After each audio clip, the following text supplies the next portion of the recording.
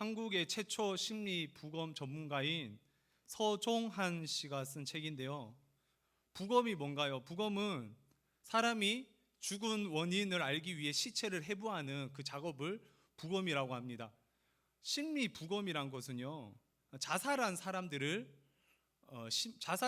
왜 자살했는지, 그리고 또 어떤 원인으로 자살을 했는지, 자살의 동기가 무엇이었고, 그리고 진짜 그 사건이 자살인지를 알아보는 부검을 말해요. 그래서 시체의 부검을 하는 것이 아니라 그 당사자의 그 심리를 부검합니다. 그 책에서는 한국의 많은 자살한 사람들의 여러 가지 심리적 원인을 찾아내고 있어요. 그중 한 사람의 자살을 다룬 내용 중 일부를 소개해 드리겠습니다. 자살한 그녀에 대해서 주위 사람들의 심리 부검 결과 너무 모른다라는 결론을 내렸다. 주위 사람들은 그녀에 대해서 너무 몰랐다. 1년 남짓 만난 남자친구는 그녀에 대해서 관심이 없어 보였다. 그녀가 남긴 유서와 일기장을 읽으면서 주변 사람들이 그녀에 대해서 너무 몰랐을 뿐 아니라 안다고 생각했던 사실조차 잘못 알고 있었던 부분이 적지 않다는 사실을 알게 된다. 서종한 씨는요, 자살한 여인의 심리 부검의 결과 모든 주위의 많은 사람들이 그녀에 대해서 몰랐다라는 부검 결과를 밝혔습니다. 그리고 이렇게 얘기를 해요. 자살을 앞둔 사람들은 누군가의 도움과 손길이 필요하다. 가장 가까운 곳에 있는 사람들이 그를 유심히 지켜보고 보살펴야 한다. 그리고 늦기 전에 손을 내밀어야 한다. 책의 저자는 진심으로 그녀에게 손을 내미는 단 한 명이 있었다면 그녀의 자살은 막을 수 있었을 것이라고 평가합니다. 누군가를 간절히 원하고 간절히 찾았지만 아무도 나타나지 않을 때 그것을 우리는 외롭다라고 표현합니다. 그리고 그 외로움은 사람들로 하여금 절망에 빠지게 만듭니다. 무언가를 찾을 때 찾고 찾았지만 발견하지 못할 때 그것은 우리를 절망으로 빠뜨린다는 말입니다. 혹시 저와 여러분들 가운데 이런 유사한 경험이 없나요? 외롭고 슬퍼서 누군가를 찾으려고 했으나 전화를 해도 나오지 않고 그렇게 발견할 수 없는, 정말 친했던 친구들도 친했던 사람들도 왜 그때는 나오지 않는지 외롭고 힘들 때가 있습니다. 이렇게 인간에게는 가끔 다른 사람이 없어서 외로울 때가 있습니다. 마치 보물찾기에서 보물을 찾지만 애써서 보물을 찾아보지만 찾지 못하는 것처럼 이렇게 왜 나만 이럴까? 왜 나만 찾지 못할까? 다른 친구들 다 찾지만 나만 못 찾아서 그렇게 절망에 빠지는 것처럼 사람들과의 관계에서도 우리는 아무것도 찾지 못해서 힘을 얻지 못할 때가 있습니다. 그런데 감사하게도 그리스도인들은 다릅니다. 주위에 사람은 없을 수도 있어요. 하지만 그 외롭고 고독한 순간에 자그마한 하나님의 소리가 들릴 때가 있습니다. 그리고 외로움이 바뀌어서 하나님을 찾을 때로 변화되고, 그리고 하나님을 찾을 때 그를 만나게 됨을 우리는 삶의 현장 가운데서 경험하곤 합니다. 그래서 이사야 55장 6절에서는 이렇게 고백을 하고 있습니다. 너희는 여호와를 만날 만할 때 찾으라. 가까이 계실 때에 그를 부르라. 우리가 외로울 때, 우리가 힘들 때 주님을 찾게 되고 그 주님은 어김없이 나타나 주셔서 우리를 위로해 주십니다. 우리는 하나님을 찾으면 만날 수 있어요. 그것은 우리에게 보물찾기보다 소중하고 반드시 찾아낼 것이라는 확신을 가져다 줍니다. 심리부검 대상자와 마찬가지로 우리를 알아주는 사람은 없을 수 있습니다. 그래서 그것 때문에 힘들 때가 있습니다. 하지만 하나님께서는 반드시 나타나시는 분입니다. 오늘 말씀을 통해 그리고 기도회를 통해 반드시 나타나시는 하나님, 우리의 실종 가운데 나타나시는 그 하나님을 경험하시는 저와 여러분들 되시기 간절히 소망합니다. 호세아 1장부터 3장까지는 호세아와 아내 음녀 고멜에 대한 이야기가 나옵니다. 그 호세아와 아내 고멜의 이야기를 통해서 하나님과 이스라엘의 관계에 대해서 설명해 주고 있어요. 음녀를 끝까지 용서하시고 사랑하시는 호세아의 모습은 마치 죄인된 인간을 끝까지 사랑하시고 용서하시는 그 하나님의 모습을 발견할 수 있습니다.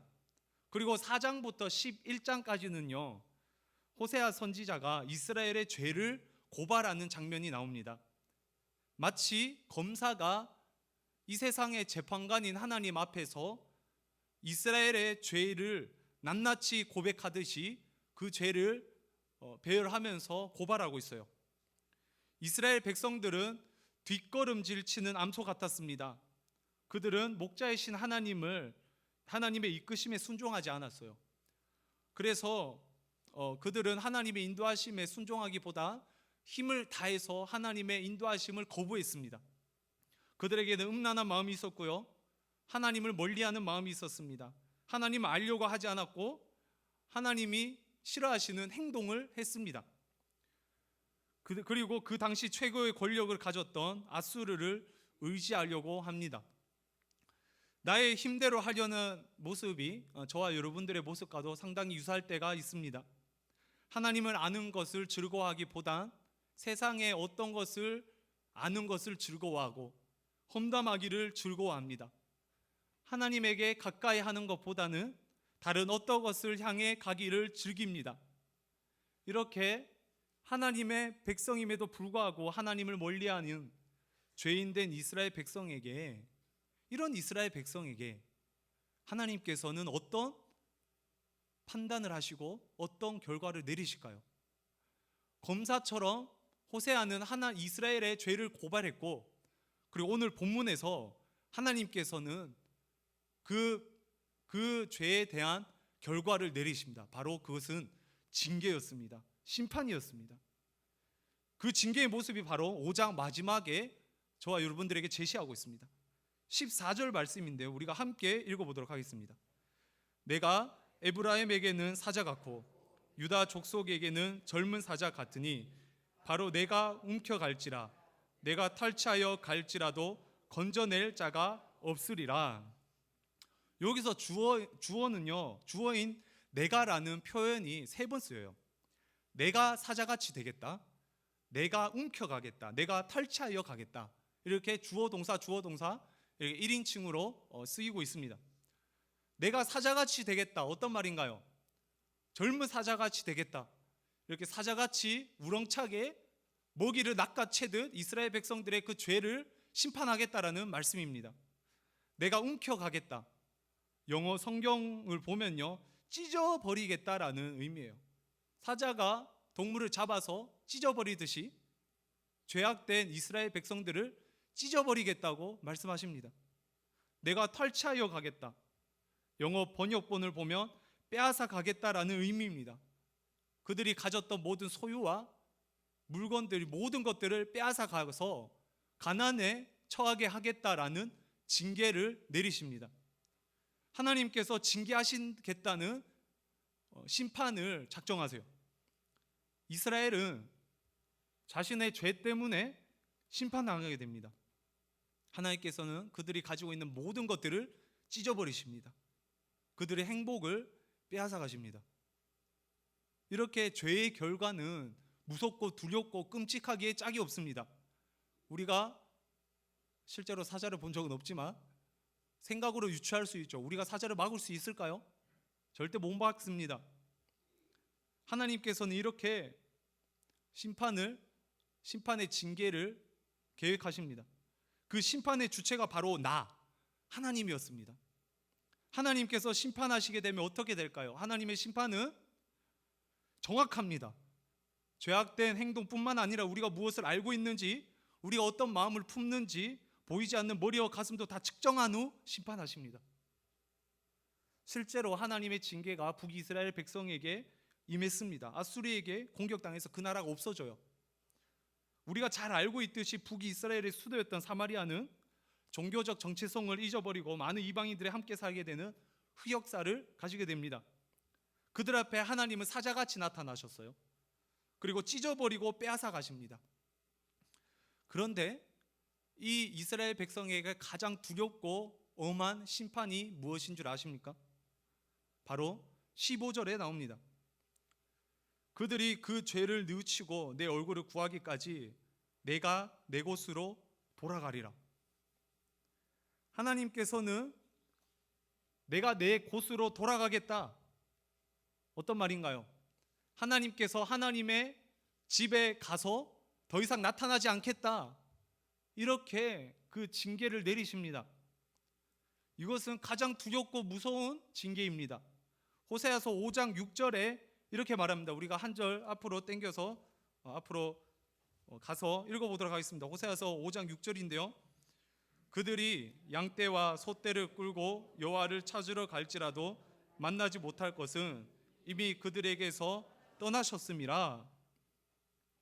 하나님을 찾으러, 하나님을 만나러 가는데 하나님을 만나지 못해요.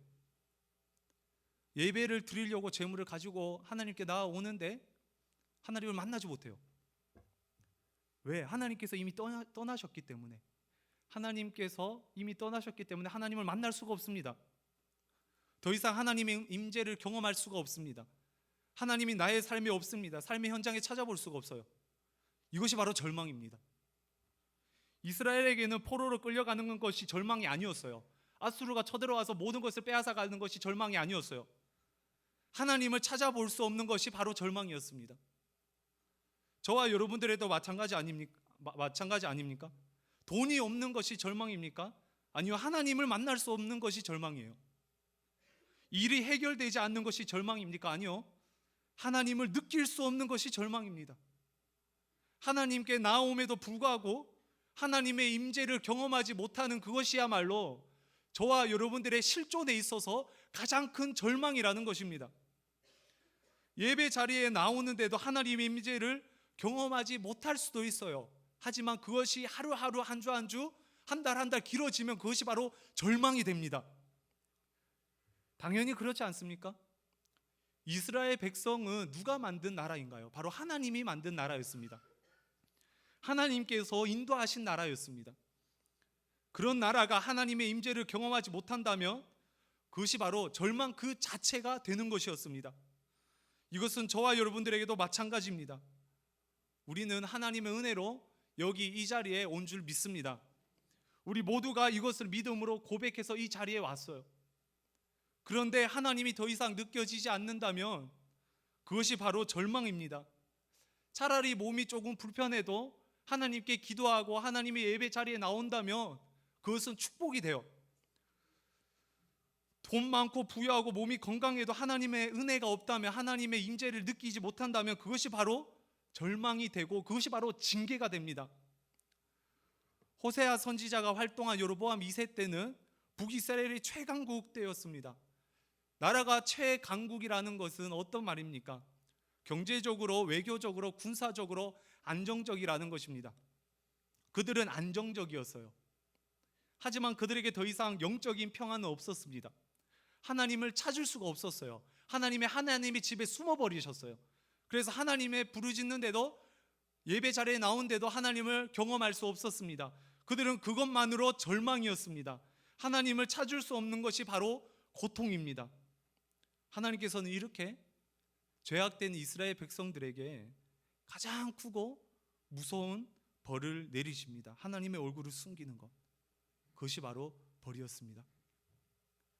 이런 시대적 배경 가운데 호세아 선지자는 6장 1절부터 3절까지의 말씀을 선포하고 있습니다. 이 부분은 호세아의 설교문 그리고 기도문처럼 보입니다.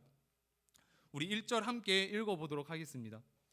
오라, 우리가 여호와께로 돌아가자. 여호와께서 우리를 찢으셨으나 도로 낫게 하실 것이요 우리를 치셨으나 싸매어 주실 것임이라. 아멘. 이런 하나님의 임재를 경험하지 못하는 절망 가운데 호세아 선지자는 믿음이 있었어요. 어떤 믿음이냐? 오라, 우리가 여호와께로 돌아가자. 여호와께서 우리를 찢으셨으나 도로 낫게 하실 것이요 우리를 치셨으나 싸매어 주실 것임이라. 하나님께로 돌아가면 하나님께서 고쳐주시고 하나님께서 싸매어 주신다라는 믿음이었습니다. 호세아는 하나님을 경험하지 못하는 것이 절망임은 알고 있었습니다. 절망의 원인이 하나님임을 알았습니다. 그래서 이 원인인 하나님께 나아갈 때 다시 그 힘을 얻을 수 있겠다라는 믿음의 확신이 있었어요. 그래서 이스라엘 백성들에게, 그리고 저와 여러분들에게 말씀합니다. 오라, 우리가 여호와께로 돌아가자. 하나님께서 도와주실 것이다. 반드시 하나님께서는 반드시 나타나십니다. 그 믿음이 있었기에 호세아 선지자는 이스라엘 백성들에게 반드시 나타나셔서 도와주실 그 하나님께 나아가자라고 선포합니다. 2절 함께 읽어보도록 하겠습니다. 여호와께서 이틀 후에 우리를 살리시며 셋째 날에 우리를 일으키시니 우리가 그의 앞에서 살리라. 오늘 하나님은 보이지 않습니다. 하지만 내일이면 하나님께서 나타나십니다. 내일이면 우리를 살려주십니다. 셋째 날이면 우리를 일으켜 주십니다. 하나님은 반드시 나타나십니다.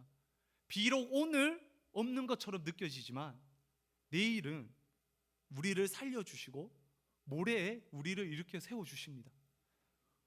반드시 하나님은 반드시 나타나십니다. 이 믿음이 호세아 선지자에게 있었습니다. 이 확신이 호세아 선지자에게 있었습니다. 우리 3절 함께 읽어보도록 하겠습니다. 그러므로 우리가 여호와를 알자. 힘써 여호와를 알자. 그의 나타나심은 새벽빛같이 어김없나니 비와 같이 땅을 적시는 늦은 비와 같이 우리에게 임하시리라 하니라. 아멘. 우리가 하나님을 알아야 합니다. 호세아 선지자는 하나님을 알아라라고 말씀합니다. 그런데 어떤 하나님을 알아야 합니까? 그의 뒤에 말씀을 보면요, 그의 나타나심이 새벽빛 같이 어김없이 나타나시는 하나님을 알아라라고 고백합니다. 내일 아침 6시 30분쯤에는 하늘에 태양이 뜹니다. 여기에 대한 믿음의 확신이 없으신 분들 계시나요? 없죠? 저랑 내기하실래요? 해가 뜨나 안 뜨나? 해가 뜹니다. 의심하지 않습니다. 마찬가지로 하나님께서는 어김없이 나타나실 거라는 확신이 있었어요. 비와 같이 땅을 적시는 늦은 비와 같이 비는 결국에 내려요. 바다나 강에 있는 물이 증발되어 올라간 수증기는 높은 상공에서 응결되어 생긴 아주 작은 물방울이 떠 있게 됩니다. 그것이 바로 구름이에요. 구름의 물방울들이 뭉쳐서 무거워지고 커지면 그것이 아래로 떨어집니다. 그것이 비예요. 네이버에서 찾아봤습니다. 생태계는요, 결국에는 비를 만들어요. 가뭄이 길어질 수는 있는데요, 비가 안 올 수 있나요? 비가 안 올 수가 없어요. 늦어지지만 비가 안 올 수 없습니다. 하나님도 이런 분이시라는 거예요. 비록 지금 하나님께서 감추어져 있는 것처럼 느껴질 때가 있습니다. 그런데 어김없이 나타나신다. 지금 가뭄처럼 느껴지지만 반드시 늦은 비처럼 내릴 것이다. 그 믿음의 확신이 있었습니다. 그래서 호세아 선지자는 이 말씀을 저와 여러분들에게 선포하고 있습니다. 호세아 선지자는 하나님을 찾을 수 없는 영적 갈망에 빠진 이스라엘 백성들에게 반드시 나타나시는 하나님을 믿고 찾으라라고 선포합니다. 동일하게 이 말씀을 읽고 있는 저와 여러분들에게도 말씀하고 있습니다. 하나님은 반드시 나타나십니다. 어김없이 하나님은 나타나십니다. 그래서 하나님을 찾는 자들에게는 구원의 은혜를 주고요, 하나님 앞에 나아오지 않는 자들에게는 사자같이 임하십니다. 하나님의 나타나심을 믿고 하나님께 나아가는 저와 여러분들 되시기 간절히 소망합니다. 하나님의 나타나심이야말로 그리스도인들에게는 진정한 그리고 유일한 소망이 됩니다. 선지서의 많은 말씀들은요, 신약에 와서 예수님을 통해 성취돼요. 그렇다면 이 말씀은 어떻게 성취되었을까요? 가장 짧게는 북이스라엘의 심판을 통해 성취되었죠. 하지만 시간이 지나 예수님을 통해 성취되고 있음을 우리는 알 수 있습니다. 예수님의 제자들은 예수님을 3년간 따라다닙니다. 그들은 예수님을 통해 이스라엘이 다시 세워질 것을 기대합니다.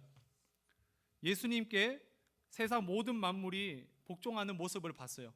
예수님 앞에서 바람과 파도도 잠잠해졌습니다. 적은 양의 음식을 가지고 나누어졌는데 넘쳐나는 음식이 됩니다. 심지어 몇 명의 제자들은 예수님의 옷이 변화되고 몸에서 빛이 나는 것을 목격하기도 합니다. 제자들에게 예수님은 약속된 메시아 이스라엘의 왕이었어요. 하지만 십자가에 달려 죽고 맙니다. 제자들의 눈앞에서 메시아인 줄 알았던 예수님이 죽고 말았습니다. 그들에게는 3년간의 과거가 다 헛된 물거품으로 돌아가는 것처럼 보입니다. 예수님을 따라다니며 오른쪽 왼쪽에 자리를 잡으려고 했던 욕심 많은 제자들 또한 그 욕심은 하루아침에 무너지게 됩니다. 하지만 예수님께서는 십자가에 달려 죽기 직전에 제자들에게 약속하셨어요. 마태복음 26장 32절 말씀입니다. 그러나 내가 살아난 후에 너희보다 먼저 갈릴리로 가리라. 내가 반드시 나타나리라. 내가 반드시 나타나리라 약속하셨어요. 그리고 그 약속을 성취하십니다. 마태복음 28장 10절입니다. 이에 예수께서 이르시되 무서워하지 말라. 가서 내 형제들에게 갈릴리로 가라 하라. 거기서 나를 보리라 하시니라. 갈릴리로 가겠다라고 약속하셨고 갈릴리로 오십니다. 며칠이 걸렸습니까? 3일밖에 안 걸렸습니다. 호세아 선지자가 예언한 셋째 날에 우리를 일으키시니 우리가 그의 앞에서 살리라. 이 말씀처럼 예수님께서는 3일 만에 살아나셨습니다. 그래서 많은 그 신구약 주석학자들은 이 본문 우리가 함께 읽었던 호세아 본문이 그 3일 만에 살아난다고 부활의 그 약속을 예언한 그 본문이라고 얘기를 합니다. 예수님 앞에서 또한 우리는 살게 됩니다. 할렐루야. 그 새벽빛 같이 늦은 비와 같이 임하겠다고 약속하셨잖아요. 부활 후 50일이 지난 후 하나님의 때가 이르러 제자들에게 새벽빛 같이 늦은 비와 같이 성령 하나님이 임하게 됩니다. 약속대로 하나님은 나타나십니다. 이렇게 예수님을 통해서 그리고 성령 하나님을 통해서 우리는 하나님의 나타나심을 경험하게 되었습니다. 이방인인 우리에게도 죄인된 우리에게도 하나님을 알게 하는 빛이 비춰졌습니다. 어김없이 비춰졌어요. 그래서 한국 땅에도 복음이 전파되게 되었습니다. 그렇다면 지금 이 예수님께서 하나님께서 반드시 나타나신다라는 호세아의 믿음과 이 말씀이 저와 여러분들은 어떤 하나님을 기다리는 힘이 될까요? 바로 다시 오실 예수님. 예수님께서는 반드시 다시 오십니다. 눈앞에 오시지 않았기 때문에 안 올 거라고 할 수 있나요? 없어요. 예수님은 반드시 다시 오십니다. 그리고 영원한 심판을 하시게 됩니다. 죽은 영혼들은 부활해서 예수님께 심판받게 됩니다. 산자들은 그 상태로 예수님께 심판받게 됩니다. 데살로니가 전서 4장 16에서 17절 말씀입니다. 함께 읽어보도록 하겠습니다. 주께서 호령과 천사장의 소리와 하나님의 나팔 소리로 친히 하늘로부터 강림하시리니 그리스도 안에서 죽은 자들이 먼저 일어나고 그 후에 우리 살아남은 자들도 그들과 함께 구름 속으로 끌어올려 공중에서 주를 영접하게 하시리니 그리하여 우리가 항상 주와 함께 있으리라. 할렐루야. 믿음의 자녀들은요, 하나님의 심판 가운데서 부활함을 경험하게 되고 하나님의 재림 가운데서 부활함을 경험하게 되고 우리가 항상 주와 함께 있으리라. 예수님과 부활하신 다시 오시는 예수님과 항상 함께 있게 됩니다. 예수님은 반드시 다시 오십니다. 이것이 바로 우리의 유일한 소망이자 영원한 소망인 줄 믿습니다. 우리는 다시 오실 예수님을 알아야 해요. 우리는 반드시 오실 예수님께 나아가야 합니다. 예수님의 재림을 알고 믿고 묵상하는 저와 여러분들 되시기 간절히 소망합니다. 더 이상 세상의 것에 욕심을 부리거나 미련을 둬서는 안 돼요. 이 말은 재림 사상 때문에 먹지 않거나 일을 하지 않거나 뭐 다 제쳐두고 뭐 그렇게 살아간다, 그것이 아니에요. 세상의 것에 시선을 고정하여 하나님을 보지 못했다면 다시 오실 예수님께 시선을 고정하여 반드시 오셔서 사자처럼 심판하실 그 주님을 두려워하며, 그리고 반드시 오셔서 우리의 상처와 우리의 고통을 감싸 주실 그 예수님을 사랑하고 그분께 나아가야 된다라는 것을 이야기하고 있습니다. 예수님께서는 반드시 사자처럼 이 땅에 다시 오셔서 우리가 욕심을 부리고 나의 이름으로 차지하려고 했던 모든 것들을 찢어버리고 빼앗아 버립니다. 따라서 우리는 다시 오실 예수님을 날마다 묵상해야 해요. 그리고 그 사랑을 전하면서 살아야 합니다. 우리의 모든 삶의 방향이 예수님을 맞을 준비를 해야 돼요. 사업장에서 일을 할 때도 예수님을 맞을 준비를 하면서 일을 해야 합니다. 가정에서 식구들과 함께 밥을 먹을 때도 예수님을 맞을 준비를 하며 밥을 먹어야 합니다. 예수님은 반드시 나타나시기 때문이에요. 하나님의 나라는 이미와 아직이라는 그 사이에 있다고 알고 있습니다. 수요예배에 나오시는 성도님들 이 정도는 알고 있죠, 그죠? 이미와 아직 그 사이에 있습니다. 예수님의 초림과 재림 사이에 살고 있어요. 예수님께서 나를 위해 십자가에 달려 죽으셨습니다. 그리고 부활하셨습니다. 이 초림의 사건, 성육신 하시고 십자가에 달려 죽으시고 부활하신 이 초림의 사건을 믿는다면 다시 오실 예수님, 아직 임하지 않은 하나님의 나라를 기억하는 것이 바로 이미와 아직 아님의 완성이 된 줄 믿습니다. 성육신 하신 예수님, 그리고 그분의 죽음과 부활을 믿는 것처럼 예수님께서 반드시 나타나실 것을 알아야 합니다. 새벽빛같이 어김없이 우리에게 나타나실 분임을 우리는 알아야 합니다. 그래서 그 예수님의 재림이라는 소식 때문에 하나님 때문에 고난을 받아도 기뻐하고 하나님 때문에 조금 힘들어도 즐거워할 수 있는 것입니다. 여기서 알다라는 것은 머리로만 아는 것이 아니에요.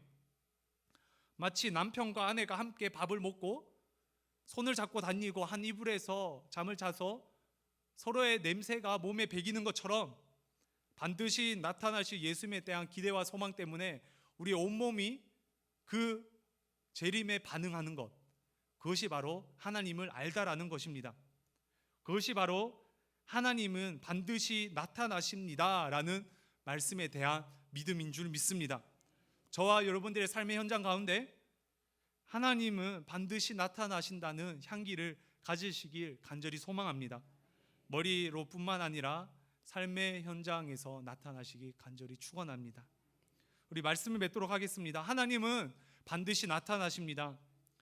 사람들은 자신에게 손을 내밀어 주는 사람이 없기에 때때로 우울하고 그리고 급기야 자살에까지 임할 때도 있습니다. 하지만 하나님은 언제나 어디서나 저와 여러분들에게 손을 내밀고 계십니다. 지금 요즘 현재 절망 때문에 하나님의 그 임재를 경험하지 못한다 하더라도 반드시 나타나시는 하나님께 손을 내밀어 봅시다. 하나님께서는 내일 뜨는 새벽 빛같이 어김없이 나타나 주셔서 우리를 위로해 주실 것입니다. 예수님은 반드시 나타나십니다. 우리를 일으켜 주시고 영원히 살리실 예수님의 다시 오심, 그것을 묵상하며 살아갑시다. 그것을 두려워하면서 그리고 그분께 순종하며 그리스도인으로서 받는 고통과 고난도 그것 때문에 견뎌낼 수 있는 저와 여러분들 되시길 간절히 소망합니다. 우리 함께 기도